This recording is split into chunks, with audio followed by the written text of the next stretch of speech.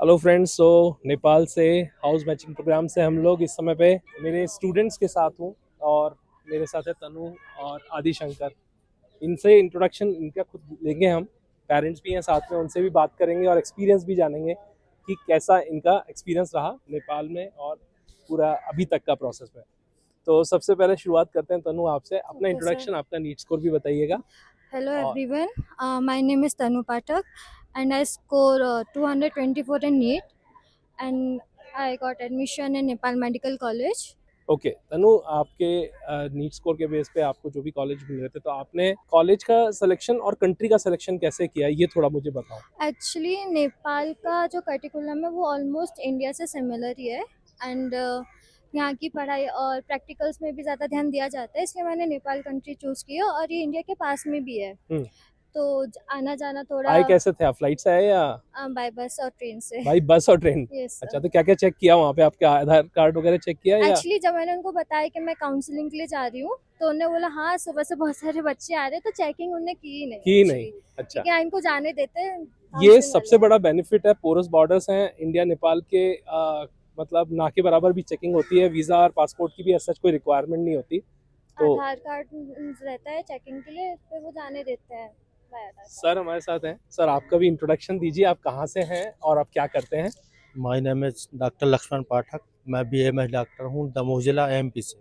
दमोह जिला से। हाँ, मेरी बच्ची का ड्रीम पहले से था मेडिकल प्रोफेशन में, और मैं भी कोशिश में था। उसने पहले इंडिया में 2 बार नीट एग्ज़ाम ट्राई किया, लेकिन वहाँ सफल नहीं हो पाई। तो फिर सर तो आप तो डॉक्टर हैं, हाँ, नेचुरल बात है कि हाँ, आपको उस तरीके से नॉलेज भी है कि भी एक मेडिकल प्रोफेशन के लिए क्या क्या चीज़ें ज़रूरी होती है। तो आपके लिए क्या इम्पोर्टेंट था नेपाल के अंदर और कॉलेज? नेपाल एक तो अपना जो एटमॉस्फेयर है और जो डिसीज है मिलते जुलते हुए जी। नेपाल इंडिया के।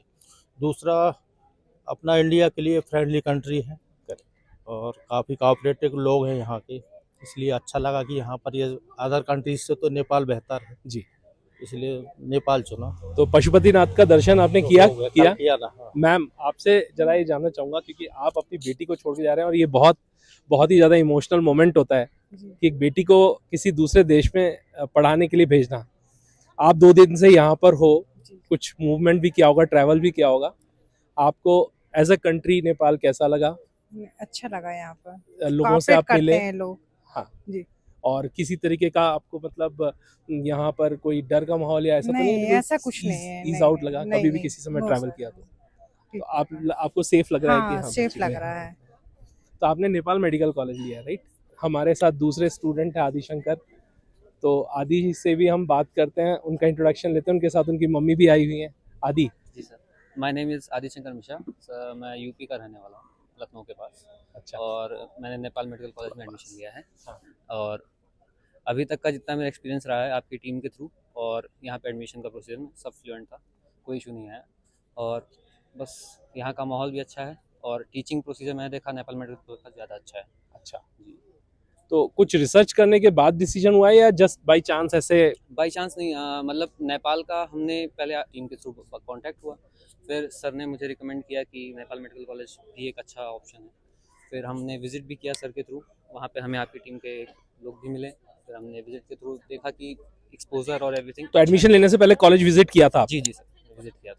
तो नेपाल मेडिकल कॉलेज जब आपने विजिट किया, क्या पॉजिटिव्स नजर आए वहाँ पर आपको? एक्सपोजर एंड आई से कि जो हॉस्पिटल है और टीचिंग वो है, सब क्लोज है, ज़्यादा दूर नहीं जाना है बाकी कॉलेजेस के मुकाबले। और हॉस्टल, हॉस्टल कॉलेज भी सब कुछ एक कैंपस में ही है? कैंपस क्लोज ही है सब। क्लोज कैंपस है, ये सबसे बड़ा बेनिफिट। जी। और हार्ट ऑफ द सिटी में भी है हार्ट ऑफ नेपाल द में। सिटी। आप यहाँ पर आप बस से आए हो, राइट? जी, बस से।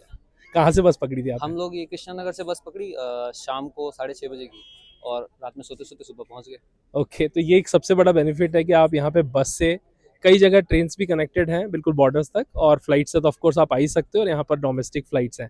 मम्मी से भी बात करते हैं।